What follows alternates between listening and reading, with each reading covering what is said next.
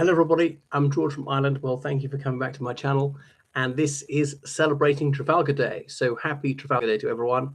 In case you don't know, this day is celebrating the United Kingdom's most significant naval victory when the Royal Navy bested the combined Franco-Spanish fleet off Cabo de Trafalgar in Portugal. So that was it's named after the nearest point of land to which the battle was fought. And that's usually how naval battles derive their name.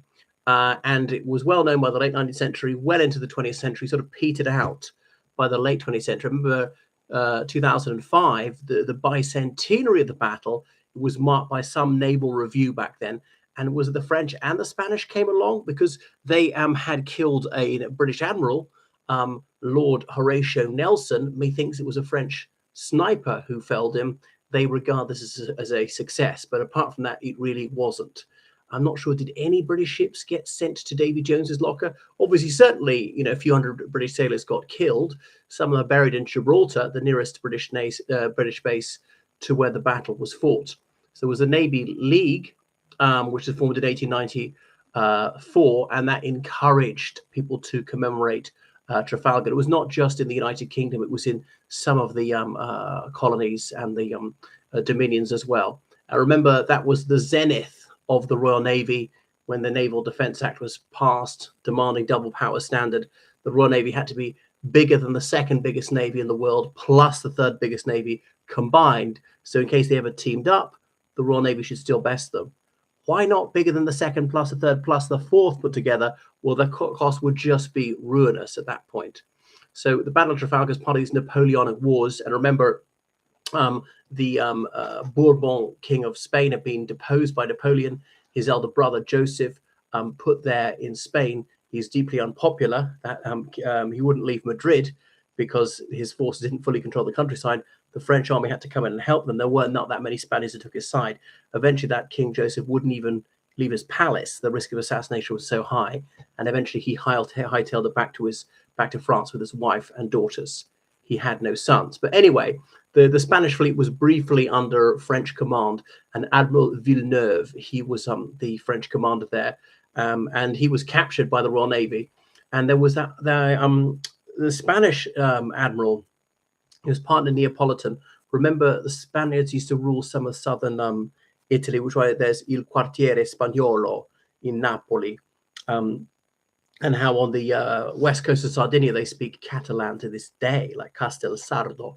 I've been there. Anyhow, he was thought to be a more capable seaman, and had that Spaniard been in command, perhaps they would have won. Nelson's touch of no longer just lining up the two lines of ships and bombarding each other, broadsiding each other to break through, but it was dependent on the winds and the tides and so on. So that was his daring plan, and it succeeded resoundingly. The Royal Navy, they just had a much better standard of discipline. Like Napoleon later said, when he was in a French warship, he couldn't hear himself think. There was so much chatter. He was captured by the British on HMS Bellerophon on his way to St. Helena. He couldn't believe how quiet it was, how orderly it was. And the French had lost so many naval battles. He pressed some landlubbers into naval service. They're no good. Later, he took some experienced sailors for the army because he's so short of men and blah, blah, blah. Artillerymen from the army, they couldn't fire cannon at sea. It's quite a different skill and so forth. They hadn't found their sea legs. So that was it. So even though the French ruled the roost on land, ruled everything from Spain to Moscow briefly, Britannia ruled the waves. And that's why after that, the risk of them invading Ireland again and Great Britain had very much diminished. That's why Lord St. Vincent was the first Lord of the Admiralty, said in the House of Lords, "I do not say the enemy cannot come. I only say he cannot come by sea." Well, how else could he come back then? Napoleon briefly considered what seemed to be Looney Tunes' idea back then, building a channel tunnel. And obviously the technology then would have meant it would take decades, if be possible at all. It was briefly started about 1880, and the British Army objected to it, saying we could never be absolutely secure. There's always a slight risk the enemy would invade through it. So it stopped very quickly. Begun again in the early 70s, but due to financial constraints, the plan was shelved. Begun again in 1987. The astonishing thing, it was completed in only 7 years. You think just how long these engineering projects take in the United Kingdom today. HSP2, massively behind schedule, massively over budget. But France, the United Kingdom used to be able to do these things.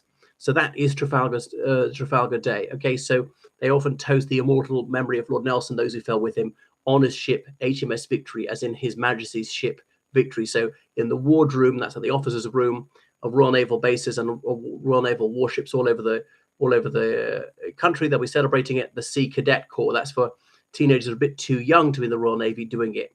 That's why there's Lord Nelson monuments all over. We had one in Ireland, in Dublin, unfortunately blown up by terrorists in 1966, and obviously our heritage, something they found unacceptable. And it was the people of Ireland who paid for this by public subscription and so forth, who saved our country from invasion. I think there was even a Trafalgar Square in Barbados. I think it's now called Freedom Square. So jubilating this victory without being moralistic about it or thinking that there was a great moral difference between the two sides. All right, there was some sort of parliamentary government in the United Kingdom, but, you know, the slave trade went on. It was only just finished in 1807. Nelson, he believed that slavery should continue. In those days, not many people in British politics proposed the abolishment of servitude, only the transatlantic traffic, kidnapping people in Africa. That murdered a lot of people. Many of them died on the voyage. That's also murder, even if not deliberate, direct. You know, you're creating conditions whereby they die, and you don't see that's something to try and avoid, and so forth, and the terrible cruelty that involves. And obviously, France and all the Western European Atlantic countries did the same. So none of them particularly morally upstanding. And so the United Kingdom maybe had, how to put it, embryonic democracy, certainly not full democracy.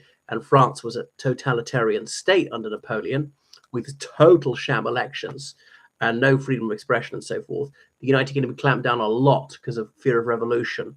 So civil liberties were seriously abridged. And you might say that was just because of wartime exigency. There's some truth in that. But the UK took the side of absolute monarchies, you know, in various German states or Russia, whatever. So there's not some clear moral difference between the two.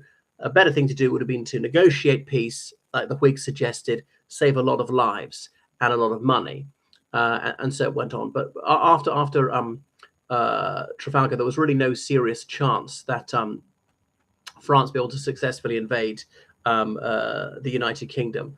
And that was it, though. That's why Napoleon changed to his continental system, as in sanctions, really, not trading the United Kingdom to starve the British out, a nation of shopkeepers. But Russia particularly started breaking this and trading anyway.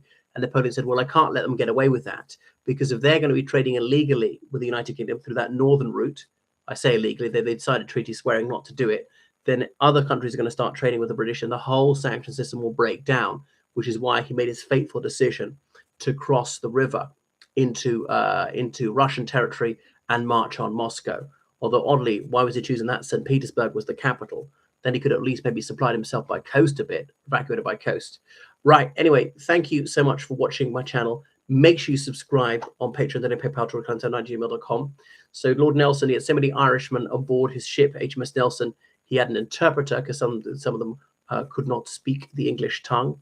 We know he was married to a young widow met in the Caribbean when he was posted there at English Harbour in Antigua. She was the widow of a slaveholder. But the love of his life was obviously Lady Emma Hamilton, that chambermaid from Cheshire, who'd slept away to the top in London, marrying a much older man, Sir William Hamilton. And then he was a willing cuckold, Sir William Hamilton, the British ambassador to the Kingdom of the Two Sicilies, as in Naples and the island of Sicily. And so she invited him to stay. So Sir William behaved more like an indulgent father rather than the husband. So you want to invite your paramour to stay? That's absolutely fine, so long as you're happy. And Emma Hamilton gave birth to a daughter, and she was brazen enough to name this daughter Horatia, to make it absolutely obvious that the father was not her husband, but her lover. And then Lord Nelson, when he was killed, his widow, she was given pride of place. Lady Emma Hamilton wasn't recognized at all, even though it's widely known that she was his lover, and so forth. And because he had no legitimate son, or I think no sons at all, even with Emma Hamilton, therefore his titles were given to his next youngest brother, born the son of a relatively poor Anglican vicar in Norfolk. Went to the same school as Stephen Fry. So she died in poverty, Emma Hamilton, in France, perhaps ironically. But I found they found a skeleton to be able to reconstruct her face. It's got a rather long, though attractive face. All right, toodaloo, everybody.